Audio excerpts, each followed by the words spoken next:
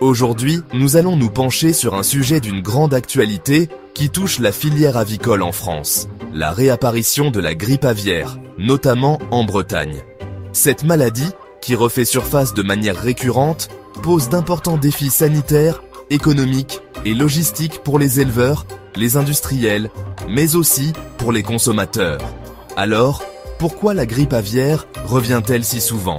Quelles sont les mesures de prévention mises en place pour éviter sa propagation? Et surtout, quel est son impact sur la production avicole? C'est ce que nous allons voir en détail dans cette vidéo. Abonnez-vous et laissez-nous un pouce bleu. La grippe aviaire, aussi appelée influenza aviaire, est une maladie virale qui touche principalement les oiseaux, qu'ils soient domestiques ou sauvages.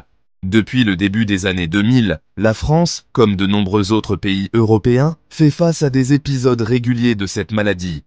En 2024, la situation a pris une tournure particulièrement préoccupante avec la détection de plusieurs foyers en Bretagne, une région stratégique pour la production avicole française. En août, les premiers cas ont été confirmés en Ille-et-Vilaine, avant que d'autres foyers n'apparaissent dans les Côtes-d'Armor et le Morbihan. Cette propagation rapide a mis en lumière une nouvelle fois la vulnérabilité des élevages face à un virus souvent transmis par les oiseaux migrateurs.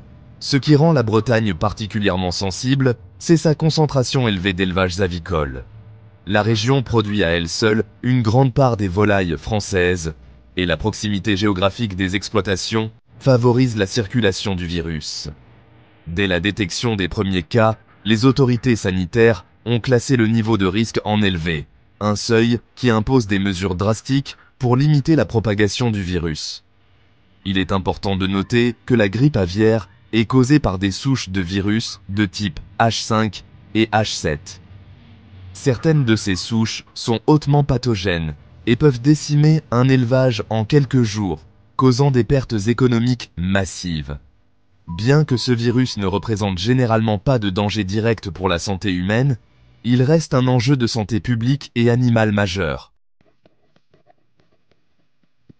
Pour répondre à la crise sanitaire, le gouvernement et les autorités sanitaires ont immédiatement renforcé les protocoles de prévention. Une des premières mesures, et sans doute la plus visible, a été l'obligation de confiner les volailles dans toutes les exploitations, même celles situées dans des zones non encore touchées par le virus. Cela signifie que les oiseaux doivent être maintenus en intérieur pour éviter tout contact avec l'avifaune sauvage, principal vecteur de la maladie. Bien que cette mesure soit essentielle pour enrayer l'épidémie, elle impose de lourdes contraintes aux éleveurs, notamment sur le plan logistique et financier. En parallèle, le renforcement de la biosécurité a été une priorité absolue. Les éleveurs doivent en suivre des protocoles rigoureux pour limiter les risques de contamination. Cela passe par la désinfection régulière des installations, le nettoyage strict des équipements et la mise en place de sas sanitaires pour toutes les personnes qui entrent et sortent des exploitations. Certaines fermes utilisent des systèmes de couleurs pour le matériel afin de prévenir les contaminations croisées entre différentes zones. La surveillance des élevages a également été renforcée. Des vétérinaires interviennent régulièrement pour vérifier l'état de santé des troupeaux et pour détecter rapidement les premiers signes d'infection. De même, les oiseaux sauvages font l'objet d'une surveillance accrue, car ils sont souvent porteurs du virus sans en présenter de symptômes. Enfin, la vaccination représente un outil de lutte prometteur. Depuis fin 2023, la France a lancé une campagne de vaccination ciblée, principalement chez les canards, qui sont particulièrement sensibles à la grippe aviaire. Cette mesure suscite des débats, car même si elle réduit les risques d'infection, elle n'élimine pas totalement le virus et complique parfois les échanges commerciaux avec d'autres pays. Les conséquences de la réapparition de la grippe aviaire sont dramatiques pour la filière avicole, un secteur déjà fragilisé par d'autres crises économiques et sanitaires. Dès la détection d'un foyer, les autorités imposent systématiquement l'abattage préventif des troupeaux concernés. Cela signifie que des milliers de volailles sont euthanasiées pour limiter la propagation du virus, engendrant des pertes financières considérables pour les éleveurs. Pour certains exploitants, cela représente des mois, voire des années d'investissement anéantis en quelques jours. Au-delà des abattages, la production avicole subit également des perturbations majeures. Les mesures de confinement et de biosécurité entraînent des coûts supplémentaires pour les éleveurs, qui doivent s'adapter rapidement à ces nouvelles contraintes. Par conséquent, la chaîne d'approvisionnement est perturbée, ce qui se traduit par une diminution de la disponibilité des produits avicoles sur le marché. À terme, cela peut entraîner une augmentation des prix pour les consommateurs. Parallèlement, la grippe aviaire suscite des inquiétudes parmi les consommateurs, bien que les autorités rappellent régulièrement que la viande et les œufs de volaille ne présentent aucun danger pour la santé humaine si les règles d'hygiène sont respectées. Malgré ces assurances, certains préfèrent éviter les produits avicoles en période d'épidémie, ce qui impacte également la demande.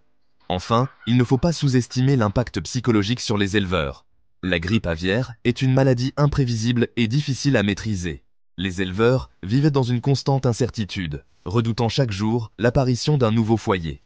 Cette pression, couplée aux pertes économiques, peut être particulièrement éprouvante. Pour conclure, la réapparition de la grippe aviaire en Bretagne souligne la nécessité de renforcer nos dispositifs de prévention et de biosécurité. Cette crise, qui touche directement les éleveurs, a des répercussions économiques, sociales et sanitaires considérables sur l'ensemble de la filière avicole. Toutefois, grâce à des mesures telles que le confinement des volailles, la surveillance accrue et les campagnes de vaccination, les autorités font tout leur possible pour contenir la propagation du virus.